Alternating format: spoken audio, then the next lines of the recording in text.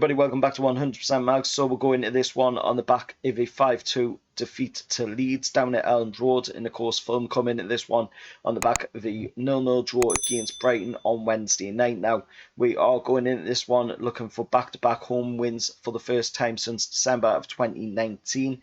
And of course, this game will be, sadly, the 14th successive game to be played behind closed doors due to the government's decision to keep the northeast of England in Tier 3 lockdown after their scheduled COVID review on Thursday. Bruce was speaking, of course, today with Newcastle, and he was saying that there was no sustained injuries from the game against Leeds, but there was 4 or 5 players out with illness still. Absent from recent games, of course, have been the likes of Jamal Lascelles, Javier Manquillo, Fabian Shaw, and Alan St-Maximin. Longer-term absentees are, of course, Martin Dubravka and Paul Dummett, who have had long-term injuries, but they are still on the road to recovery. Fulham are going to be without Bobby Reid by the looks of it, so you know that's a loss for them. Of course, they're going to be without Tete, I believe it is, as well. Let us know down in the comments below, Fulham fans, if there's any watching. And of course, the players to watch going into this game is going to be, of course, St James's Park Old Boy and the former Newcastle United number 9, Alexander Mitrovic, who is expected to feature in the game for Scott Parker's side after returning from ankle problem. Though he has only netted so far this season twice in 11 outings for Scott Parker's side, both of them, of course, coming in a 4-3 defeat to Leeds, with one of them coming from the penalty spot. For us, the player to watch is none other than Callum Wilson.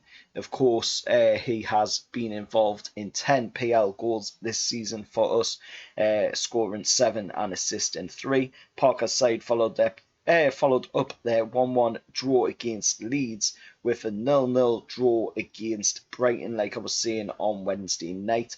Of course, Fulham's 0-0 draw with Brighton in the midweek means that they have only 1 defeat in their last 4 outings, making it Fulham's best run at form this season, but they remain in the bottom 3.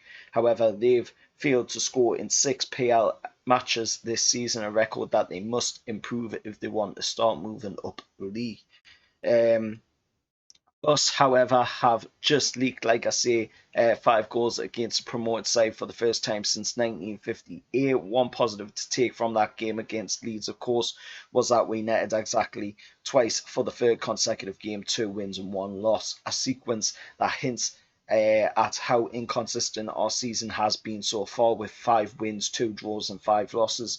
That theme has been more pronounced at home, of course, with we're alternating between winning and losing in the games this season, 3 wins and 3 losses. However, the entertainment value has been high, with our last 9 PL fixtures producing over 2.5 goals, and of course 6 goals coming in or after the 80th minute mark in our last 4 home league games. Fulham, however, 3 of those blanks came on the road.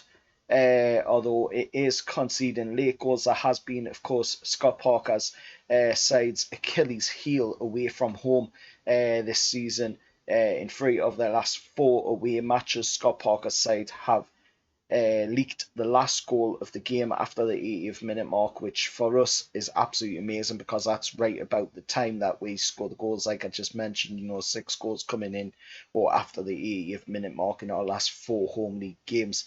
So that's going to cost them an overall of 3 points if it happens tomorrow night. Hot stat going into the game, of course, Fulham have won just 4 of their last 25 Premier League games in December, so that is big news for us as well going into the game. The referee this time out is going to be Graham Scott. It's a quick turnaround from the game against Crystal Palace, where he presided over, where we won, of course, in that game at Selhurst Park. Andy Madley's going to be on VAR. Hopefully he'll be a little bit better than Kevin Friend, who was on VAR for the game against Leeds and blatantly turned down a absolute cert of a penalty for Newcastle. And of course, the last time out this game was played back in the 18-19 season. We came away from this game 0-0 against Fulham. Let us know your score predictions going into this game. I'm going to go with Newcastle coming away from this one with a 3-0 win against Scotty Parker's lads, and hopefully, we can do our best, and hopefully it'll be a much better game than the one against Leeds. Any Fulham fans watching, let us know your thoughts down in the comments below on the game. Also, let us know your score predictions as well on the game. Until next time, remember, like, share, subscribe to 100% Mags, and I'll see you all later. How about that, lads?